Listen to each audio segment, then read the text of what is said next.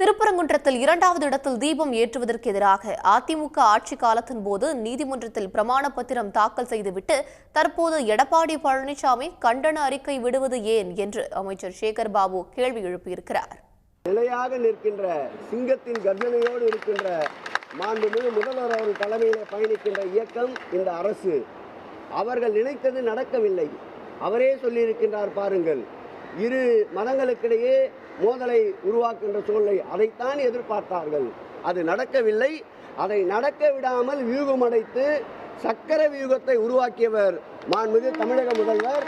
அவர்கள் நினைத்தது நடக்கவில்லை என்பதற்காகத்தான் இப்படிப்பட்ட சொற்களை இப்போது வெளியே கொண்டு வருகிறார்கள். இரு நீதிபதிகள் கொண்ட அமர்வு என்ன உத்தரவிட்டிருக்கின்றதோ அந்த உத்தரவை செயல்படுத்துகின்ற, சட்டத்தின் ஆட்சி நடத்துகின்ற, சட்டத்திற்கு சிறிதும் களங்கம் ஏற்படாமல் சட்ட பாதுகாப்பு தருகின்ற மாண்புமிகு முதல்வர் அவர்கள் மேற்கொண்டிருக்கின்ற நடவடிக்கை இன்றைக்கு சங்கிகளை தவிர்த்து ஆன்மீகவாதிகள், இறையன்பர்கள் ஒட்டுமொத்தமாக இதற்கு முழு அளவு ஆதரவு தந்திருக்கின்றார்கள். ஆகவே இது மக்களாட்சி, மக்களுக்கான ஆட்சி. மக்களுடைய எண்ணங்கள் மக்களுடைய சிந்தனைகளுக்கு செயல்வடிவம் கொடுப்பார் மாண்புமிகு தமிழக முதல்வர் அவர்கள். கொள்கைகள், அவர்கள் கொண்ட லட்சியங்கள் அனைத்தும் காற்றில் பறக்க விட்டு கொண்டிருக்கின்றார்கள் என்பதற்கு இந்த திருப்பரங்குன்றம் இந்த தீபமேற்றும் நிகழ்ச்சியிலேயே பார்த்தால் 2014, 2017 இரண்டு காலகட்டங்களிலும் அதிமுக ஆட்சி தான் இருந்தது.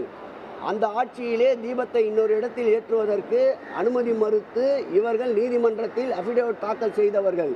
ஆனால் இன்றைக்கு அதை மறந்துவிட்டு இரண்டாம் இடத்திலும் தீபம் ஏற்றுவதற்கு அரசு முன்வர வேண்டும் என்று அறிக்கை விடுவது போலித்தனமானது.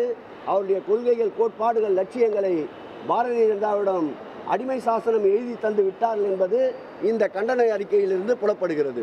உடனுக்குடன் செய்திகளை தெரிந்து கொள்ள சன் நியூஸ் பெல் ஐகானை கிளிக் பண்ணுங்க.